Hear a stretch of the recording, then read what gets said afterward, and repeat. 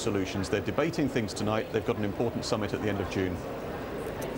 Matthew, thanks very much, and plenty more from Matthew Price there in Brussels as those leaders continue their talks through the course of the next few hours. Let's take you to Gloucestershire now, because the Olympic torch relay is to complete another day very shortly after wending its way from Bristol to Cheltenham Racecourse. And welcome to Cheltenham Racecourse. It's been a pretty manic evening here, crowds building up, but there is the shot that we've been waiting for half an hour or so. A bit of a delay on the convoy. Zara Phillips just taking the Olympic torch. She's been passed it by Steve Fisher from Tewkesbury.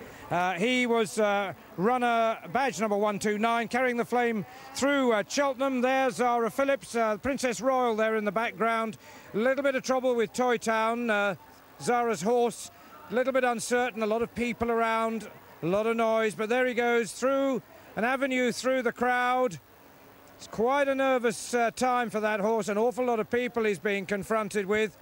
Zara Phillips, of course, an Olympic hopeful, still waiting for the results of her selection. She's had a bad time at the start of the year with the bad weather. The selection process somewhat delayed. She hopes to hear whether or not she has been selected for this year's Olympics during the coming month, during June. But now, what an extraordinary sight as she makes her way through the thousands of people.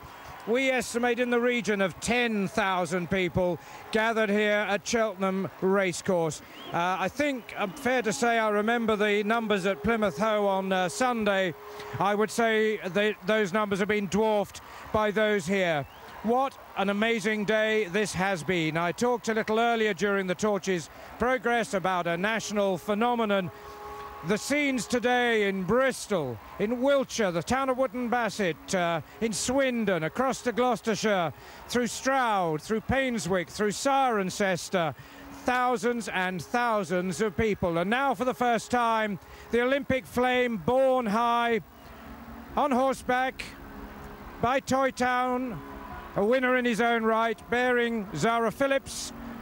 How appropriate that the Princess Royal, who brought the Olympic flame to the UK last week, should be here to see her daughter set off on this journey.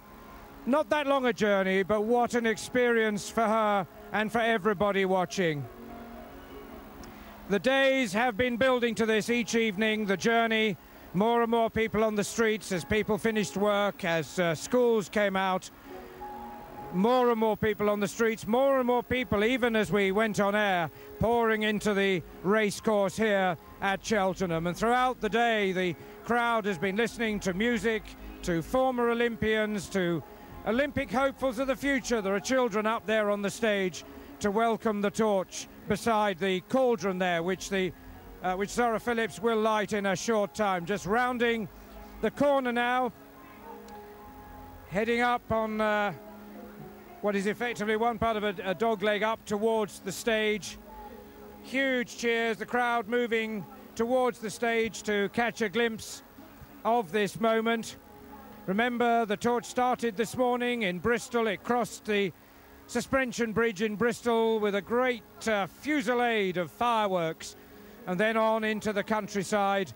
And everywhere it went to something like 8,000 people in Cirencester, but even little villages in the town, small town village of Painswick, there were thousands of people out to see it. And here the cheers rising as Zara Phillips completes her journey to the stage. A great deal of relief, I suspect, that Toy Town has behaved himself.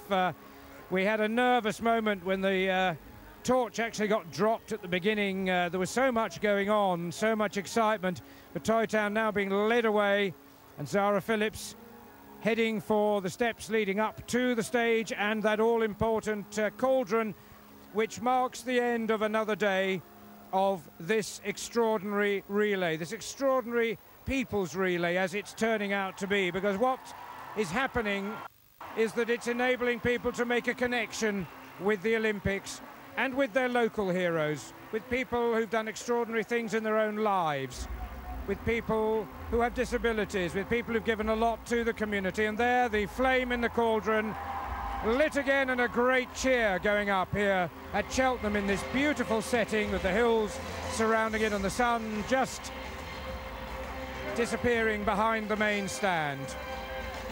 Zara Phillips smiling as well she might. It has been a tremendous experience for her, and all her hopes there that perhaps she will end up representing her country in not too many weeks from now.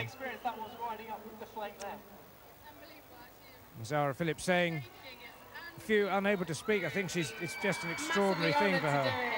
It was a bit dodgy at the beginning, but and I would say we are hoping that we will catch a few words with Zara in a little while when this is over, and we would hope to bring that to you here on the BBC News channel a little later this evening. But there, it makes a noise, so he was worried about.